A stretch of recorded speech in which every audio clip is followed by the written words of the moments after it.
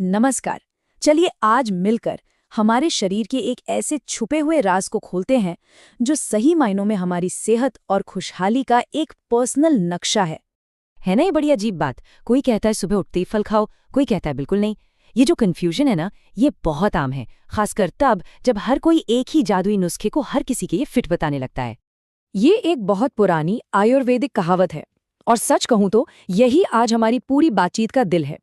ये हमें याद दिलाती है कि हम सब कितने अलग हैं और जो चीज किसी एक के लिए अमृत है वो शायद दूसरे के लिए जहर भी हो सकती है। तो फिर इस सारी उलझन का हल क्या है?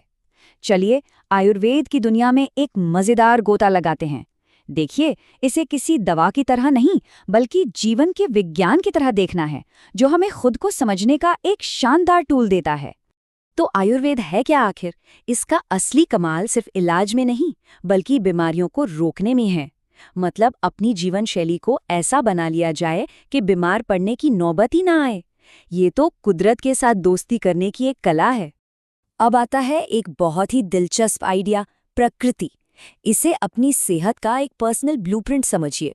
ये वो अनोखा डिज़ाइन है जो हमें जन्म के समय मिलता है, हमारी अपनी यूनिक फैक्ट्री सेटिंग जो तय करती है कि हमारा शरीर और मन कैसे काम करेंगे। तो चलिए अब इसे और भी मज़ेदार बनाते हैं। आयुर्वेद के मुताबिक हम सबके अंदर 3 मुख्य ऊर्जाएं काम करती हैं जिन्हें दोष कहते हैं। पर इसे आसान बनाने के लिए चलिए इन्हें बॉडी पर्सनालिटीज या शरीर के व्यक्तित्व कहते हैं। तो ये 3 बॉडी पर्सनालिटीज हैं वात, पित्त और कफ। मजे की बात यह है कि हर इंसान में इन तीनों का एक बिल्कुल ही अनोखा कॉम्बिनेशन होता है।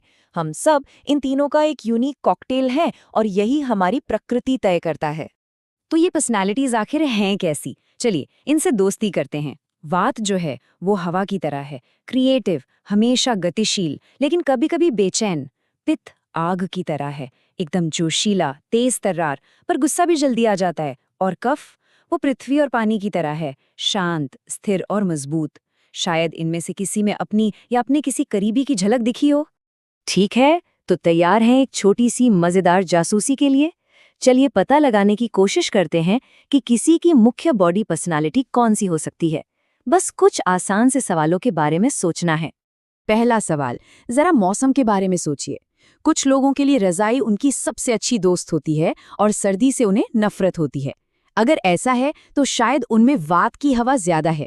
और कुछ लोग हैं जिनका एसी के बिना गुजारा ही नहीं होता, उनकी पित्त की आग तेज हो सकती है। अब आते हैं बॉडी फ्रेम पर। अगर किसी का शरीर दुबला पतला और हल्का है तो ये वात का संकेत हो सकता है।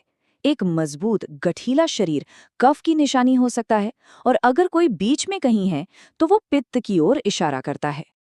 और हाँ, अगर कंफ्यूजन हो रहा है कि अरे इसमें तो 2 कैटेगरी फिट हो रही हैं, तो चिंता की कोई बात नहीं, ये बिल्कुल नॉर्मल है।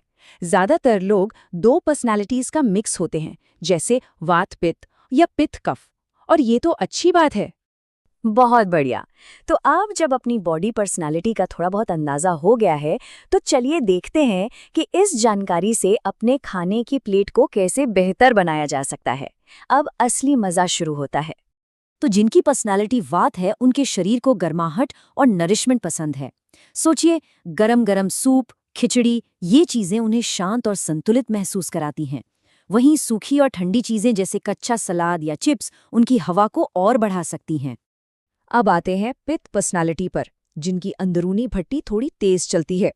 उनकी इस आग को ठंडा रखने की जरूरत है। मीठे फल, कड़वी सब्जियां, ये सब उनकी अग्नि को शांत करते हैं। और हाँ, बहुत ज्यादा मसालेदार और खट्टा खाना तो उस आग में घी डालने जैसा हो सकता है। और अब बारी है हमारी शांत और स्थिर कफ पर्सनालिटी की। उन्हें ऐसी चीज़ों की ज़रूरत होती है जो उन्हें जगाएं और एनर्जी दें। हल्का, गरम और थोड़ा मसालेदार खाना उनके मेटाबॉलिज्म को किक स्टार्ट करता है, जबकि भारी, मीठा खाना उन्हें और सुस्त बना सकता है। लेकिन एक मिनट रुकिए, इससे पहले कि कोई डायरी और पेन लेकर नियम लिखने लगे, एक बात समझना बहुत ज़रूरी है। ये कोई सख्त डाइट चार्ट नहीं है। ये तो अपने शरीर की भाषा को समझने का, उसे सुनने का एक तरीका है। ये खुद को जानने और अपने शरीर का सबसे अच्छा दोस्त बनने का एक मौका है। ये बात बिल्कुल सही है। जब कोई अपनी असली प्रकृति को समझ जाता है तो वो एक ऐसी मजबूत नींव रखता है जिस पर एक सेहतमंद और खुशहाल जिंदगी की इमारत खड़ी की जा सकती है। तो अब इस बातचीत के आखिर में बस एक पल के लिए सोचते हैं।